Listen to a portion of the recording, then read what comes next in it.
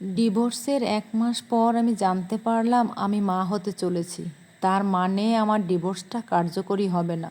কিন্তু আমি ওই আর নরকে ফিরে যেতে চাই না। একটি সুন্দর জীবন গড়তে চাই আমার সন্তানের জন্য। এ অবস্থা আমার করণীয় কী? বিশিষ্ট আইনজীবী আহসান চৌধুরীর সামনে এক নিঃশ্বাসে কথাগুলো বলল প্রিয়া ইসলাম। আহসান চৌধুরী প্রিয়ার সব কথা মনোযোগ দিয়ে শুনল। কিছুক্ষণ চুপ থেকে তিনি সরাসরি প্রিয়ার দিকে তাকিয়ে বললেন, ধর্মীয় এবং রাষ্ট্রীয় আইন অনুসারে এখন আপনার এই ডিভোর্স আর কার্যকরী নয়।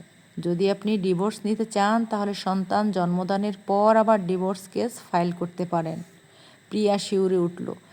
মনে পড়ে গেল বিগত 1 বছরের বিতৃষ্ণাময় জীবন। হাজারো নির্যাতন, আহাজারি এবং গগন ফাটানো চিৎকারগুলো আজও তার কানে ভাসে। অতীতের দোলাচল থেকে বেরিয়ে এসে প্রিয়া দৃঢ়চিত্তে বলল, যে কোনো মূল্যে আমি এই সম্পর্ক থেকে মুক্তি চাই। তার জন্য যা করা লাগে, যত দূর যাওয়া লাগে আমি যাব। আপনি দয়া করে কোনো উপায় বলে দিন। এখন আর কোনো উপায় নেই। আইন অনুযায়ী এখন কোনো অবস্থাতেই ডিভোর্সটা কার্যকরী নয়। প্রিয়ার চোখে অশ্রু টইটুম্বুর। এত প্রচেষ্টার পর ওই নরকুণ্ড থেকে মুক্তি পেল সে। আবার কি সেই নরকুণ্ডেই তাকে ফিরতে হবে? প্রিয়া কিছু সময় নিজের ভাবনাতেই মত্ত রইল। আহসান চৌধুরী কিছুটা বিরক্ত হয়ে বলল, আপনার যদি আর কোনো কিছু জানার না থাকে তাহলে আসতে পারেন। আমার আরও ক্লায়েন্টের সাথে অ্যাপয়েন্টমেন্ট রয়েছে। প্রিয়া উঠে দাঁড়ালো। তাকে এখন বাড়িতে ফিরতে হবে। বাড়ি বলতে তার নিজস্ব ফ্ল্যাট। ডিভোর্সের পর শুধু শ্বশুর বাড়ি না, বাবার বাড়িতে থাকার অধিকারও হারিয়েছে প্রিয়া। কারণ তার স্বামী ছিল তার আপন চাচাতো ভাই। শুধু তাই নয়, তার বাবা পুরোপুরি তার চাচার উপর নির্ভরশীল। তাই তো প্রিয়াকে এতদিন যাবৎ মুখ বুজে সব সইতে হয়েছে। কিন্তু ভাগ্যগুণে উচ্চতর ডিগ্রি পড়াশোনাটুকু শেষ করেছিল সে। আজ তাই একটা ভালো কোম্পানিতে জব করতে পারছে। কিন্তু এখানেও তো সমস্যা। আর কয়েক মাস পর তাকে চাকরি থেকে ইস্তফা দিতে হবে বাচ্চা জন্ম দেওয়ার জন্য। তারপর কি করবে? এত ভালো কর্পোরেট জবটা ছেড়ে দিয়ে নতুন জব পাওয়া কঠিন। প্রিয়ার মাথা আর কাজ করছে না। মাঝে মাঝে তার মন বলছে এই বাচ্চাটাকে পৃথিবীতে না আনাই শ্রেয়। কিন্তু তার মাতৃ হৃদয় যে তা মানতে চাইছে না। ফ্ল্যাটে ফিরে এসেই এসি চালিয়ে বসল প্রিয়া। কাল অফিসে একটা গুরুত্বপূর্ণ ফাইল জমা দিতে হবে। তাই সব চিন্তা ঠেলে ফেলে ফাইল নিয়ে বসলে পড়ল।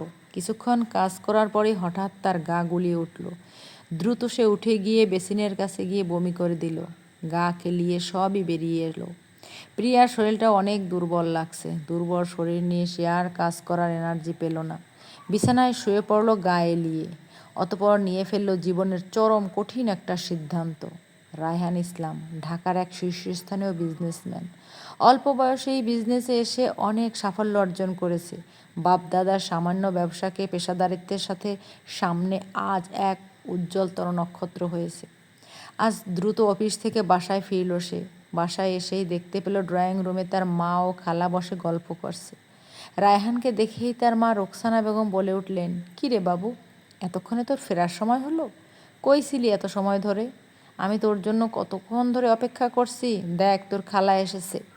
রায়হানের খালা রোকেয়া বেগম রায়হানের দিকে তাকিয়ে মৃদু হেসে বললেন, কেমন আছো রায়হান? জি আছি, বলেই সে চলে যেতে নিচ্ছিল। তখন বলার অপেক্ষা নেই, কিন্তু রোকসানা বেগম তাকে থামিয়ে দিয়ে বলল, এত তাড়া কিসের? খালা এতদিন পর এসেছে, একটু গল্প কর, বস। আমি অনেক টায়ার্ড আম্মু, বিশ্রাম নেওয়ার আরও অনেক সময় পাবি। আগে তোর খালা কি বলছে শুনে যা। অনেক ভালো প্রস্তাব নিয়ে এসেছে তোর খালা। কি প্রস্তাব? তোর বিয়ের প্রস্তাব। বিয়ের প্রস্তাব? হ্যাঁ, রোকেয়ার ছোটো মেয়ে রূপার সাথে তোর বিয়ের প্রস্তাব। আমি ভেবে দেখলাম প্রস্তাব মন্দ নয়। রূপা রাজি এই বিয়েতে? রোকেয়া বেগম বললেন, রাজি মানে? ও তো এক পায়ে খাড়া। রায়হান দীর্ঘশ্বাস ফেলে বলল, রূপা কেবল এসএসসি পরীক্ষা দিল, মাত্র 16 বছর বয়স, আর আমার 29 চলছে। অ্যাডজাস্টমেন্ট হবে। আর তাছাড়া, রোকেয়া বেগম অপ্রসন্ন সুরে বললেন, থাক, আর কথা বাড়িয়ে না। এবার সে রেগে বলল, ফ্যাক্ট ইজ ফ্যাক্ট আম্মু। আমার ডিভোর্সের এখনও 1 মাস হয়নি, আর তার মাঝেই তুমি আমার বিয়ের তোড়জোড় শুরু করে দিয়েছো।